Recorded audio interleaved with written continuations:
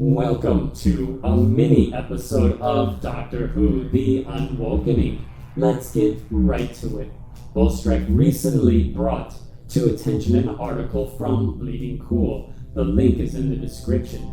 In it, some blogger by the name of Ray Fluke takes issue with an obscure corporate video featuring the great John Pertwee dressed as the Third Doctor, in which he says something very undoctorish.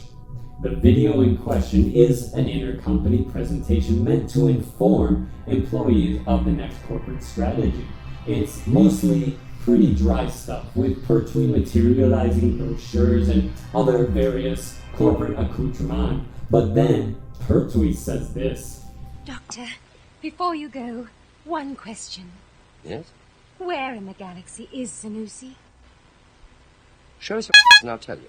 The reaction of Flukeworm was about what you would expect from the Puritan wing of the pearl-clutching intersectional progressives. He denounces Pertwee's joke, uses it as a springboard to decry so-called privileged white males in general, and specifically in fandom, and in the same breath, devoid of any sense of irony, denounces racism and sexism.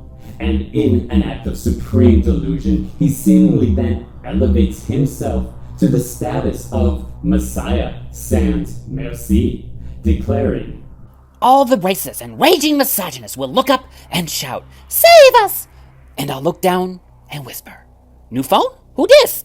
Then we'll declare a 50-year moratorium on straight white dudes playing the Doctor. And as for John Pertwee, we're guessing he cashed the paycheck. If it helps, you can always assume it was the Master in disguise."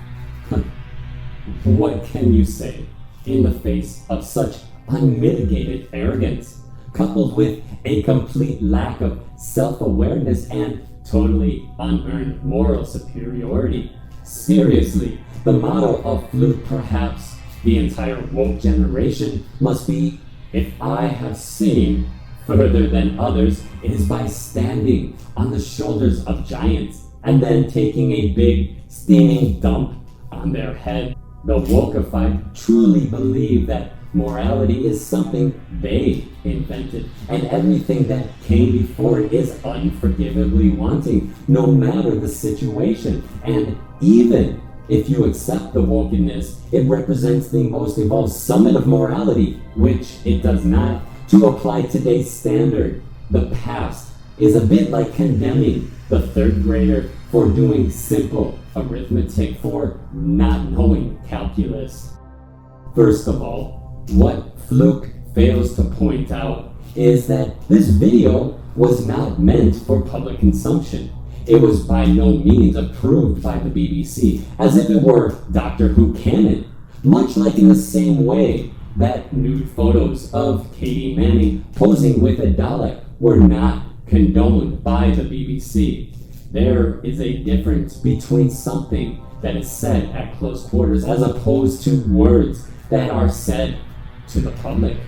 And even if the likes of Fluke disagree, I very much doubt that he would consider it fair game if his own off-color remarks of the past resurfaced in somebody else's hit piece on him. It sure would be a shame if someone dug through Fluke's Twitter or articles to find some thoughtless, career-ending comment, picture, or videos, wouldn't it? Secondly, it is unlikely that Pertwee was doing anything other than reading somebody else's script, which contained a mere joke inserted to lighten up this otherwise very dull material. The joke was funny precisely because it was so out of character for the Doctor. Sure, it was a blue comment, but what adult hasn't at some time made a similar joke? Think of any comedian or average person. Which one of them has never strayed from sainted material? Arguably, nobody. It would be different if Pertwee was outlining a philosophy rather than making a jest, which he clearly was not doing in this case. However, there are no degrees of transgression with the dogmatic left, and all sins are punished with the same severity. Third, who does Fluke think he is? Or what has he done that gives him the authority to pronounce judgment on Pertwee, who was a great actor, a war veteran, and by all accounts a very kind and well-respected man? But that's the trick with woke, isn't it? Their virtue is manifest in denouncing perceived lack of virtue in others. They don't have to do anything to earn it. No. They destroy other people who are oftentimes better than they, much like citizens of the old communist countries who turned in their neighbors who had any hint of a counter-revolutionary transgression. The only difference here is the informers in North Korea or the Soviet Union received food in exchange for their betrayal, so they at least could go on living. The meager reward for people like Fluke is to feel smug. Well, Mr. Fluke, despite your own self-evaluation and the affirmation of your tiny woke bubble of co-religionists, allow me to disabuse you of your own inflated sense of self and tell you what you really are. You are not a social savior. You are not even a good writer.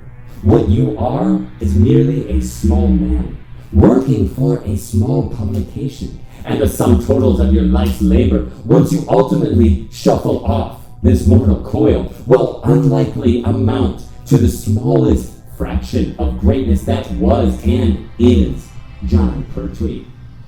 You would do better to look to your own great lack rather than to waste time pointing out the minor flaws of long departed legends that can't defend themselves. That's it for this edition, my cyber friends. This is the Unwoke Cybermen bidding you all never be woke, but always stay wide awake.